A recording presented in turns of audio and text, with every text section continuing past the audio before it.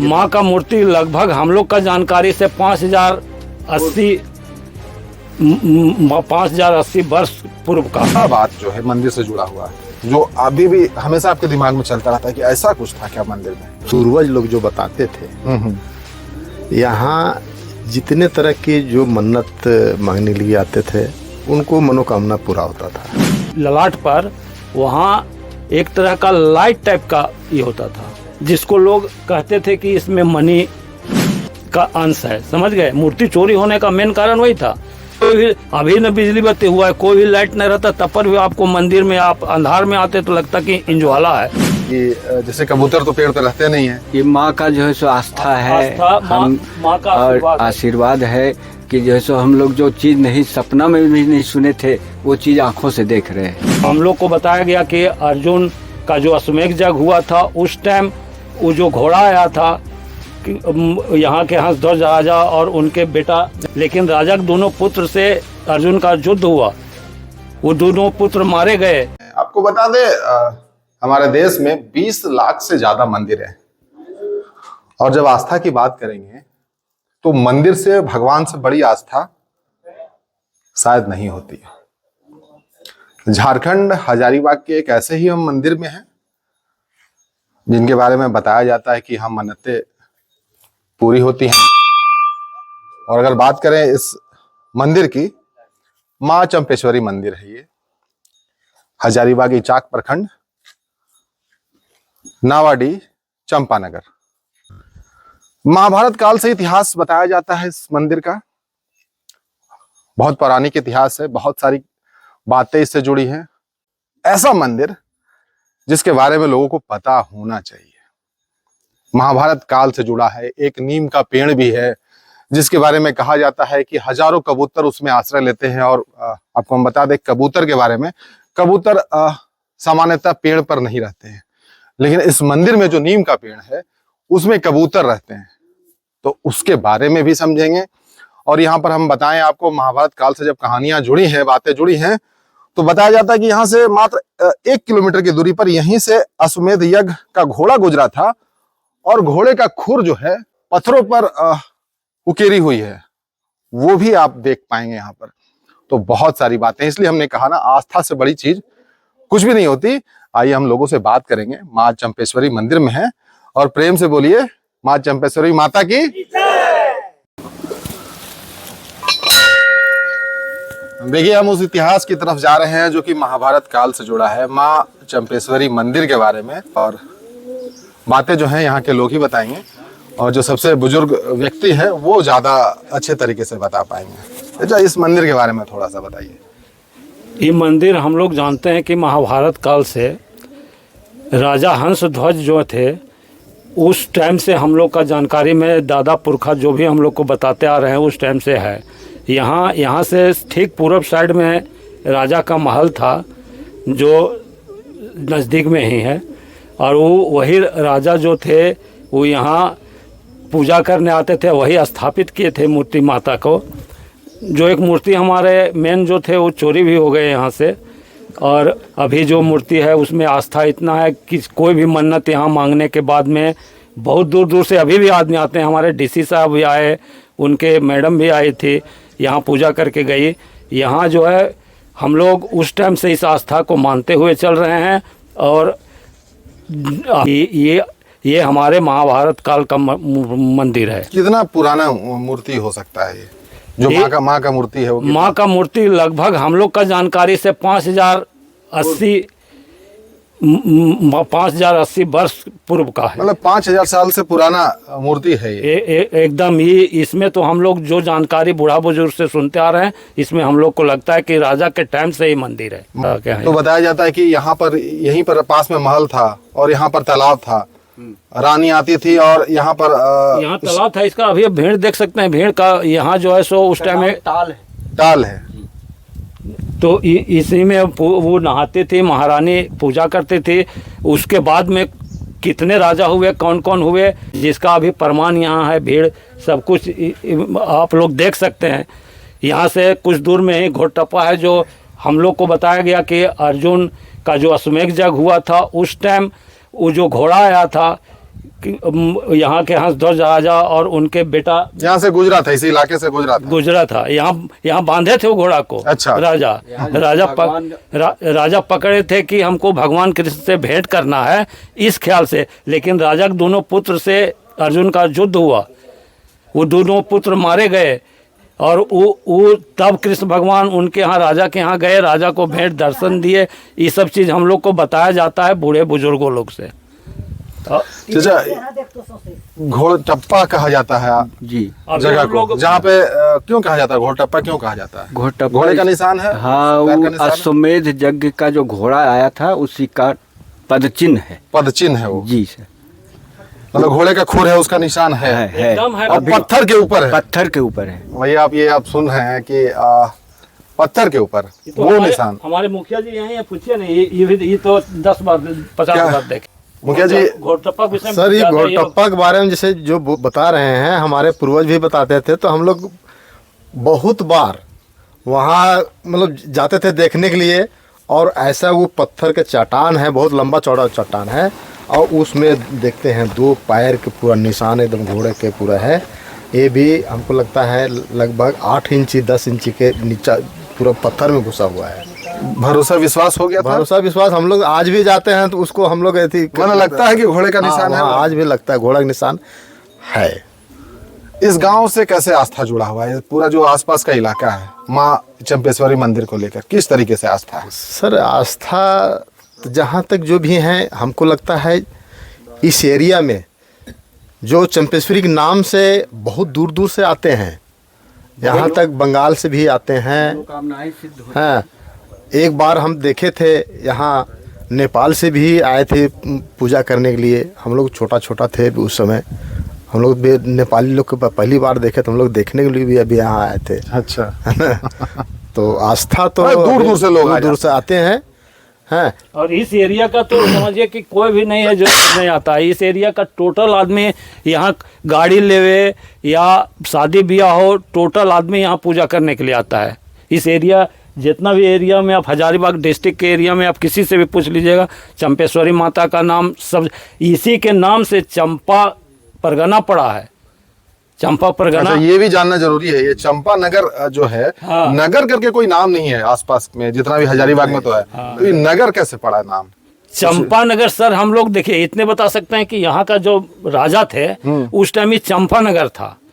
उनका पतन होने के बाद में वो गांव बसा, वहाँ हम लोग का पुरखा शुरू में आए थे, तो वो गांव बसा, तो उसको चंपा नगर के साथ हम लोग नावाडी जोड़ दिया लोग। इसका नाम नावाडी करने का मतलब वो नया बसा। ये राजा के पतन के बाद में वो बसा। पहले इधरे था आदमी का बसिंदा, ये रहने उन्हें का जगह, तो इसीलिए हम लोग इसको पूरा चंपा नगर नावाडी नाम।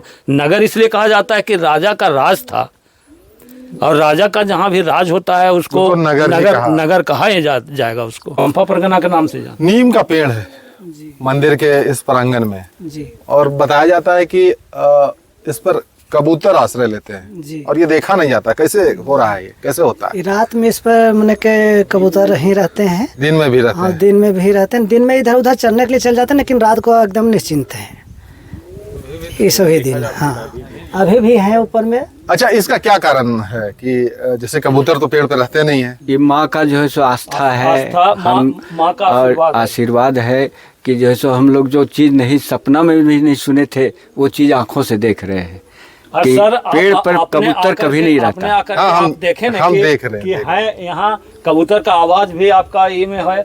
यहाँ मतलब 1-2 कबूतर नहीं, बहुत संख्या रहती है। हाँ, बहुत संख्या रहते हैं यहाँ कबूतर का। और शाम होने के बाद में तो बहुत, माने इसमें मंदिर से ज्यादा इसमें रहते हैं। मतलब ये कहा जा सकता है कि माँ को नहीं छोड़ सकते, इसलिए कबूतर का आसरा है यहाँ पर। एकदम माँ को नहीं छोड़ सकते हैं। धार्मिक स्थल पर कबूतर रहबे करते हैं। यहाँ हम लोग का इतना आस्था है कि कहने का मतलब हम लोग बोल नहीं सकते हैं उसको। इसलिए इस पेड़ पर भी वो लोग रह के अपना समय बिता लेते हैं। उनको रहने का ज़्यादा बड़ा बिल्डिंग नहीं है। आप तो देख रहे हैं सर आप लोग कि हम लोग का उतना ताकत नहीं था जो हम लोग इससे ज़्यादा बना सके। चुनरी बांधा हुआ है बहुत सारा पेड़ के ऊपर, लोग मन्नत के लिए बांधते थे यहाँ पे। मन्नत के लिए बांधते हैं। ऐसे भी जो चढ़ा हुआ मंदिर में रहता है वो भी बांध देते ताकि इधर उधर न उड़े, ना जा पैर वैर नहीं जी, लगे, जी, किसी का जी। पैर नहीं लगे। सबसे बड़ा वही है कि पैर नहीं लगना चाहिए, तो इसके लिए ऊंचाई पर बांध देते हैं जी। कि वो सुरक्षित भी रहेगा और जो है वो आस्था है वो बनी भी रहेगी। जी। अच्छा, कुछ ऐसा बात जो है मंदिर से जुड़ा हुआ जो अभी भी हमेशा आपके दिमाग में चलता रहता है कि ऐसा कुछ था क्या मंदिर में जो याद आता है आपको? मंदिर में देखिए जी। ऐसा था। हम आ रहे हैं आपके पास। हाँ, आज भी हमारे खास करके देखिए, हम लोग तो बहुत चीज़ नहीं देखे हैं, लेकिन पूर्वज लोग जो बताते थे, यहाँ जितने तरह की जो मन्नत मांगने लिए आते थे उनको मनोकामना पूरा होता था। मनोकामना हमेशा पूरा हुआ है। मतलब सच्चे मन से प्रार्थना अगर माथा टेका जाएगा माँ के पास तो मनोकामना माँ पूरा करती है। मनोकामना पूरा होता है सर। हाँ। क्या बता रहे थे सर? हम बता रहे थे जब हमारी जो मेन मूर्ति चोरी हो गए, मेन मूर्ति जो थे तो हमको लगता है कि 3.5 फुट के होंगे हैं। अभी एक तो आप देख रहे हैं, तो उस मूर्ति में जो हमारे बूढ़ा या पुरानिक लोग या मान लीजिए और भी वो लोग, वो जो मेन मूर्ति हमारे थे उस मूर्ति के माथा पर ललाट पर वहाँ एक तरह का लाइट टाइप का ये होता था, जिसको लोग कहते थे कि इसमें मनी का अंश है। समझ गए? मूर्ति चोरी होने का मेन कारण वही था। मतलब लगता था कि उस मूर्ति में इतना भव्यता आपको इतना भव्यता लगता कि आप देखते तो आप आकर्षित अपने आप हो जाते। उसके माथा पर हीरा का अंश था या हीरा था, ये भव्यता था उस मंदिर में, ये वो मूर्ति में। और मूर्ति का चोरी होने का मेन कारण वही था। मूर्ति लालच था। पत्थर को लेके कौन जाएगा? सही बात है। तो इसलिए वो मूर्ति में बूढ़ा लोग हम लोग को बताए कि उसमें मनी का अंश था, जिससे उनमें एक तरह का कोई भी, अभी न बिजली बत्ती हुआ है, कोई भी लाइट नहीं रहता, तब पर भी आपको मंदिर में आप अंधार में आते तो लगता कि इंजवाला है, प्रकाश है उसमें। वो मूर्ति के बारे में बताया जाता था। हाँ, बताया, हम लोग खुद देखे हैं। हम लोग वो तो 86 में चोरी हुआ है ना। हम लोग आंखों से देखे। 1986 में आपको बता दे यहाँ पर कितना मूर्ति था चाचा? 4 मूर्तियां थी और कितनी? हाँ, 2 मूर्ति ले गया, 2 ठो बचा हुआ है।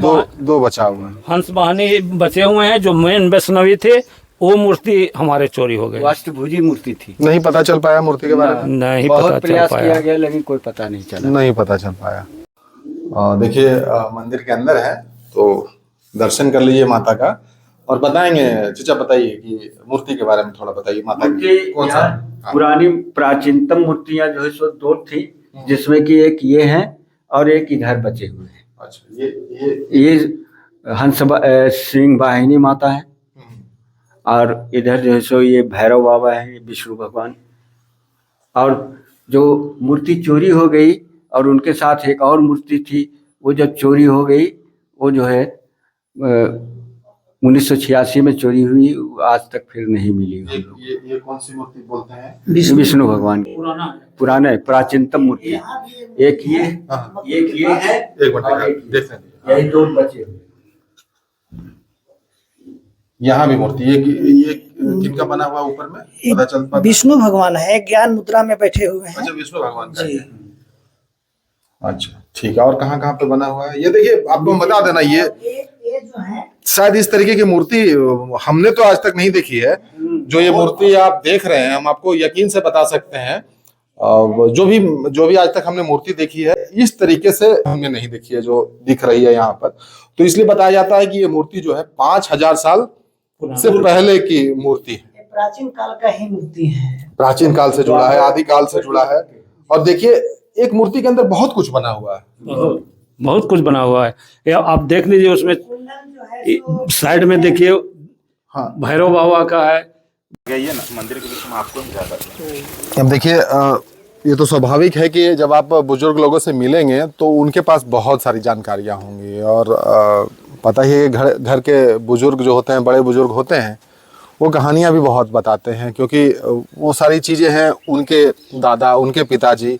अब ये जानना पड़ेगा कि इनको क्या कुछ पता है, जो यंग जनरेशन है, क्या पता है सर इस मंदिर के बारे में, क्या पता? ये मंदिर हमारे गांव का बहुत ही रहस्यमय मंदिर है। यहाँ पे सच्चे मन से जो भी इंसान माथा टेकते हैं और माँ को प्रार्थना करते हैं, माँ उनकी प्रार्थना सुनती है और उनकी हर मनोकामना पूरा करती है। इसी कारण इस क्षेत्र से जितने भी लोग हैं सबको यहाँ आकर अपने अपने मन्नतें मांगते हैं। साथ ही दूर दराज से हमको लगता है कि झारखंड के बाहर का लोग भी कई बार यहाँ पे आए हैं। हमारे वित्त मंत्री जब यशवंत सिन्हा जी होते थे हुआ करते थे, उन्होंने भी यहाँ पे पहुँचे और उन्होंने बताया कि मैं इस माँ के मंदिर को कुछ और भव्य तरीक़ा से बनवाने का काम करूँगा, लेकिन ये भी काम असफल रहा। तो हम लोग सभी ग्रामवासियों का इच्छा है कि इस मंदिर को पर्यटन स्थल बनाया जाए, ठीक है, जिससे हम लोगों को गांव या हम लोग का माता के प्रति जो आस्था है वो पूरा हो।